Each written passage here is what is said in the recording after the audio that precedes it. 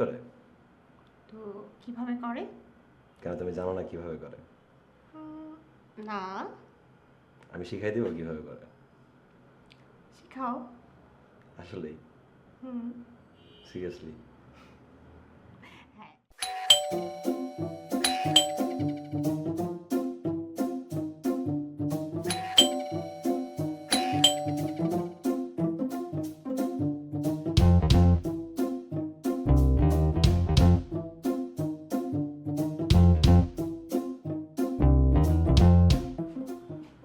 আচ্ছা শোনো, একটু সমস্যা হয়ে গেছে বুঝছো, মানে ওই যে বুয়া আসছে তো বাসায়।